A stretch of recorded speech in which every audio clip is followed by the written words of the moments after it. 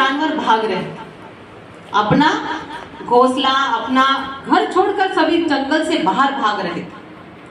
चीता, हाथी, शेर, सियार सब भाग रहे थे, लेकिन एक छोटी सी चिड़िया थी। वो चिड़िया क्या कर रही थी? तालाब में जाकर उसकी चोंच में पानी लेकर उस आग पे डाल रही थी। पानी ले रही थी, जा रही थी, पानी ले रही थी और जाकर डाल रही थी। और सभी जानवर उस चिड़िया को देख रहे थे, हैरान थे, सभी उसे देख रहे थे, उसे ताक रहे थे और परेशान थे कि ये छोटी सी चिड़िया जल जाएगी। तो बाकी जानवर वो चिड़िया को बोल रहे थे, अरे चिड़िया तू क्या कर रही है? इतनी बड़ी आग है, तू कहाँ बुझा पाएगी? इतनी बड़ी आग लगी है, तू खुद जलकर मर जाएगी, छोड़ दो, ये मत कर।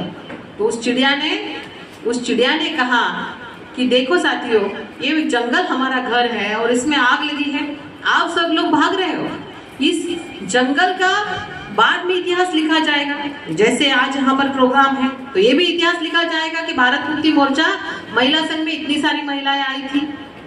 तो उसी तरह से उस जंगल का भी इतिहास लिखा जाएगा कि इस जंगल में जो आग लगी थी, वो आग लगने के कारण कौन कौन भागा, उसकी एक लिस्ट बनाई जाएगी, भागने वालों की लिस्ट, और एक दूसरी लिस्ट बनाई जाएगी कि जंगल की आग बुझाने का प्रयास कौन कर रहे थे। तो उस लिस्ट में चिड़िया बोली कि मेरा नाम रहेगा कि मैंने मेरा घर बचाने का काम किया, मैंने इस जंगल की आज आग बुझाने का प्रयास किया, भले ही छोटा प्रयास क्यों ना हो, लेकिन मैं प्रयास कर रही थी। और आप लोग भाग रहे थे तो आपका नाम भागने की लिस्ट में होगा और मेरा बुझाने वालों की लिस्ट में होगा। तो साथियों, हम लोग, हमारा छोटा सा ही प्रयास क्यों ना हो, वो प्रयास हमें इस व्यवस्था के खिलाफ करना है। हम इस देश में बहुजनों का शासन प्रशासन लाना चाहते हैं, क्योंकि बाबा साहब अम्बेडकर ने महिलाओं को कहा था कि हे मेरी बहनों, हे मेरी माताओं, क्या आपको गुस्सा नहीं आता? आपके कोख से जन्मे बच्चे गुलाम हैं। हम लोगों ने आपके कोख से जन्म लिया इसलिए गुलाम है। यानी बाबा साहब क्या कहते थे, क्या कहना चाहते थे कि आप लोग अगर आजाद होती, आप लोग अगर स्वतंत्र होती, तो आपके बच्चे भी आजाद पैदा होते। क्या कहते थे? आपके बच्चे भी आजाद पैदा होते। यानी महिला गुलाम, परिवार गुलाम, परिवार गुलाम, देश गुलाम। यानी महिला केंद्रित गुलामी इस व्यवस्था ने हमारे ऊपर थोपी है और हमारे महापुरुषों ने महिला केंद्रित आजादी का आंदोलन चलाया। इस आंदोलन को हमें समझना है, इस आंदोलन को समझकर हमें आगे लेकर जाना है, क्योंकि वर्तमान के हालात जो है बहुत ही खतरनाक है। ये खतरनाक हालात आपके वेस्ट बंगाल में है, हमारे महाराष्ट्र में है, गुजरात में है, हर जगह पर है। यानी समस्या कौन सी है हमारी? केवल वेस्ट बंगाल की है? नहीं है, समस्या राष्ट्रव्यापी है, पूरे देश की समस्या है। यानी समस्या समस्त देश की है तो संगठन भी समस्त देश का होगा, यानी राष्ट्रव्यापी संगठन बनाना पड़ेगा। भारत मुक्ति मोर्चा महिला संघ या लड़ाकू महिलाओं का संगठन है, क्योंकि गैर कर्मचारी महिलाएं हैं, सरकारी नौकरी नहीं करने वाली जो महिलाएं वो भारत मुक्ति मोर्चा महिला संघ में है। और हम लोग रास्ते का आंदोलन करेंगे, हम लोग रास्ते की लड़ाई लड़ेंगे, क्योंकि आज जो हालात है बहुत खराब हालात है और जो सरकारी महिलाएं हैं, कर्मचारी हैं, वो रास्ते का आंदोलन नहीं लड़ सकती, क्योंकि उनके ऊपर सरकार के कानून लागू होते हैं, कोड एंड कंडक्ट सरकार का होता है। लेकिन हम जो महिलाएं हैं, हम गृहिणी हैं, घर चलाने वाली महिला, हमारे ऊपर सरकार की कोई पाबंदी नहीं होती है। इसीलिए लड़ाकू महिलाओं का संगठन भारत मुक्ति मोर्चा महिला संघ है। इसमें आप लोगों को साथ सहयोग करना है। आप लोगों को मैं बताना चाहूंगी कि इस देश में जो व्यवस्था है, उस व्यवस्था का केवल मेश्राम साहब का ही खौफ है। यानी ब्राह्मणों को केवल मेश्राम साहब का आज डर है, बामसेब का ही उन्हें डर है। 2022 में 6 अक्टूबर को हम लोगों ने आरएसएस के हेडक्वार्टर को घेरने का काम किया। अब ये आरएसएस यानी राष्ट्रीय स्वयंसेवक संघ जो ब्राह्मणों का संगठन है, जिसमें सभी लोगों को वो लोग साथ में लेते हैं, लेकिन डिसीजन का काम खुद करते हैं और पूरे देश चलाने का काम आरएसएस के नागपुर के हेडक्वार्टर से होता है। उस हेडक्वार्टर को घेरने का काम हम लोगों ने किया, बामसेब के माध्यम से माननीय मेश्राम साहब के नेतृत्व में किया गया। आपके पश्चिम बंगाल से भी हजारों की तादाद में लोग आए थे। यानी 4 से 5 लाख लोगों ने वहां हेडक्वार्टर को घेरने का काम किया, क्योंकि जो देश की व्यवस्था को वो देखते हैं तो उन्हें ही घेरना चाहिए। पुलिस पर जो प्रशासन था नागपुर का परेशान हो गया था, हाथ जोड़ रहे थे लोगों को कि आप लोग ये क्यों कर रहे हो, आप लोग जाइए। लोगों को पकड़ पकड़ कर लेके जा रहे थे, ग्राउंड में लेकर बिठा रहे थे। इतना बड़ा जेल तो है नहीं कि लाखों लोगों को डालेंगे। तो इस व्यवस्था को हमें समझना है कि ये बहुत आसान है हमारे लिए। हम लोग इस देश के बहुजन हैं, यानी ज्यादा से ज्यादा संख्या वाले लोग हैं, और वो लोग केवल 3.5% है। 3.5% है, लेकिन हमको गुलाम बना के रखा है। मैं आपको एक उदाहरण बताऊंगी साथियों। महाराष्ट्र में एक बार ऐसे ही प्रोग्राम के लिए मैं जा रही थी, बस स्टैंड पे खड़ी थी, और एक ब्राह्मण की महिला कड़कती धूप में, दोपहर का समय था, कड़कती धूप में आई, पेपर बेच रही थी। मुझे लगा वो बेच रही है, लेकिन वो बांट रही थी। सनातन प्रभात नाम का एक पेपर आता है महाराष्ट्र में, उसमें उनकी व्यवस्था कैसी करनी है, जो त्योहार है, व्रत है, सब कुछ उनका वो लोग उसमें छापते हैं। तो वो पेपर महिला बांट रही थी, तो फोर्स कर रही थी गाड़ी में बैठे लोगों को नीचे से कि आप ये पेपर लो। वो लोग मना कर रहे थे कि हमें नहीं चाहिए, फिर भी वो उन्हें इंसिस्ट कर रही थी कि ले लो। तो वो पुरुष बोला कि मेरे पास पैसे नहीं है। उसने शायद बहाना बनाया होगा, मेरे पास पैसे नहीं है।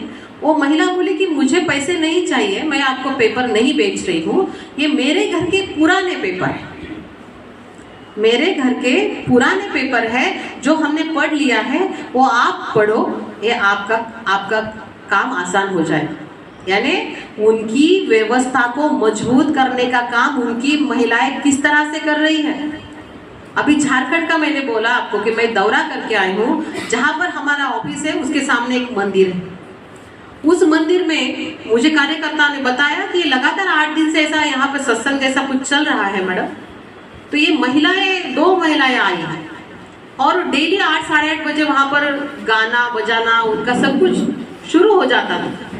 तो मैंने भी देखा कि वो जो महिलाएं हैं एकदम जवान महिलाएं थी, 25 के करीब की महिलाएं होंगी, 20 से 25 की।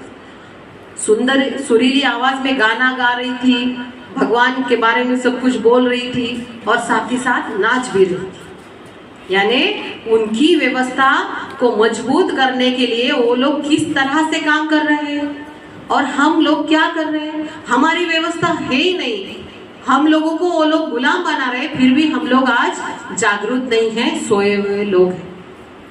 यानी उनकी व्यवस्था होकर भी वो लोग उसे मजबूत करने का काम कर रहे हैं, षड्यंत्र के तहत कर रहे हैं, हमारी महिलाओं को गुलाम बना रहे हैं, हमारी महिलाओं के साथ अन्याय अत्याचार हो रहे हैं। और हमारी महिलाएं क्या कर रही हैं, डेली पढ़ी लिखी महिलाएं खासकर रील्स बना रही है, फेसबुक और इंस्टाग्राम पर रील्स बनाती है, डांस करती है। समाज उपयोगी रील नहीं बना रही है, डांस कर रही है, यानी गुलामी को ढो रही है, ज्यादा मजबूत कर रही है।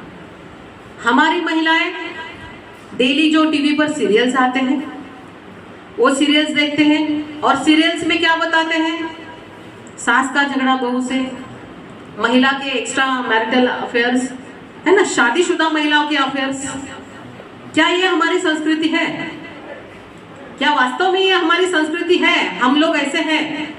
नहीं है, लेकिन ये बनाने का प्रयास वो लोग कर रहे हैं। डेली आपको दिखा रहे हैं कि इस तरह से जिंदगी होती है, इस तरह से अफेयर्स होते हैं। एक झूठ अगर बार बार आपको बताया जाएगा, आपके ऊपर हैमरिंग किया जाएगा, तो एक दिन आपको लगेगा कि ये सच है। यानी हमारे घर का जो पैसा रोकने का काम वो लोग कर रहे हैं। हमारे युवाओं को रोजगार नहीं है, यानी नौकरी नहीं है, नौकरी नहीं है, घर में पैसा नहीं है, पैसा नहीं है, यानी आने वाली पीढ़ियां 2 वक्त का खाना खाने के लिए भी मोहताज होगी। तो क्या होगा आने वाले समय में? ब्राह्मणों ने आज ही तय किया है कि इन लोगों को ये बुरा ना लगे, इसके लिए उनका चरित्र हनन करो, डेली उनको चरित्र हनन का काम दिखाओ। तो रोज रोज देखकर हमारी महिलाएं आने वाले 10-15 साल में अपना शरीर बिक्री करने का काम करेंगी, बेचना शुरू करेंगी, क्योंकि पैसा ही नहीं है, 2 वक्त का खाना तो चाहिए। कोई खुशी से ये काम नहीं करता। आने वाले साल का छोड़ो, मैंने ये वास्तव देखा है कि हमारे लोगों को मजबूर किया जा रहा है कि हमारी महिलाएं इस व्यवसाय में जबरदस्ती से उनको धकेला जा रहा है। ये षड्यंत्र है साथियों। हमारे महापुरुषों ने किस तरह का आंदोलन चलाया और हम लोग क्या कर रहे हैं। तो हमारी जिम्मेदारी को हमें समझना होगा, जो हमारी सामाजिक जिम्मेदारी है। पारिवारिक जिम्मेदारी को हम अच्छी तरह से निभा रहे हैं, लेकिन सामाजिक जिम्मेदारी जो है, जो ज्योतिराव फुले जी ने निभाई, जो सावित्री माता फुले ने निभाई, जो डॉक्टर बाबा साहब अम्बेडकर, रमाबाई ने निभाई, उस जिम्मेदारी को हमें निभाना होगा। हम उस बिरसा मुंडा के औलादे हैं, हम बाबा साहब के औलादे हैं, हम ज्योतिराव फुले जी के औलादे हैं। हमें ये समझना होगा और आज यहाँ पर तय करना होगा कि इस व्यवस्था का बदला हम लेंगे, इस व्यवस्था को हम बदल कर ही रहेंगे। तो साथियों, हम लोग इस व्यवस्था परिवर्तन की लड़ाई में आप लोगों का साथ सहयोग चाहते हैं। आप लोग इसमें सक्रिय रूप से साथ सहयोग करेंगे और इस आंदोलन को चलाने के लिए साथियों, जैसे हम हमारा घर परिवार चलाते हैं, उसके लिए फंड की जरूरत होती है। बिना फंड का कुछ भी नहीं होता। ये आंदोलन हम लोग समाज से ही इकट्ठा कर रहे हैं। समाज की लड़ाई समाज के बलबूते पर लड़ी जाएगी। कोई टाटा बिरला अंबानी से हम लोग फंडिंग नहीं करते। टाटा बिरला अंबानी, बीजेपी, कांग्रेस या कम्युनिस्ट, किसी के पास से हम लोग पैसा नहीं लेते, क्योंकि जो देता है वो इशारा भी करता है। किसी के इशारे पर हम लोग ये आंदोलन नहीं चलाना चाहते। हम लोग समाज की लड़ाई समाज के बलबूते पर लड़ना चाहते हैं। इसीलिए आप लोगों को, जो महापुरुषों के आंदोलन की बदौलत आप लोगों के पास साधन संसाधन आए हैं, उसमें से थोड़ा सा हिस्सा इस आंदोलन के लिए देना है। हमारी महिलाओं का ये, अगर हम ट्रेडिशनल हमारा कॉस्ट्यूम यानी पारंपरिक पोशाक अगर देखते हैं, तो इसमें कहीं भी जेब नहीं है। यानी हमें शिक्षा ही नहीं थी, शिक्षा नहीं थी, इसलिए हमारे पास साधन संसाधन नहीं थे, पैसा नहीं था। लेकिन आज हम लोग जो ये बड़ी बड़ी पर्स लेकर घूम रहे हैं, ये किसके बदौलत है? संविधान के बदौलत ये हमें मिला है। संविधान की बदौलत हम कैरी कर सकते हैं और इसमें जो पैसा है, ये पैसा संविधान की बदौलत है। तो साथियों, ये संविधान के बदौलत जो साधन संसाधन हमें मिले, उस साधन संसाधन में से फूल या फूल की पंखुड़ी हम लोगों को अपनी आजादी के लिए देना है। हम यहाँ पर आप 1 रुपया भी देंगे, जो भी आप आपकी इच्छा शक्ति अनुसार 1 रुपए से लेकर जितना आप देना चाहेंगे, यहाँ पर हम लोग स्वीकार करेंगे। और आप लोग आपकी आजादी की इस लड़ाई में साथ सहयोग करोगे, सक्रिय रूप से साथ सहयोग करोगे, इस आशा और विश्वास के साथ आप लोगों ने शांतिपूर्वक मुझे सुना, और इसलिए आप लोगों का धन्यवाद, आभार। जय मूल निवासी, जय जोहार, जय संविधान।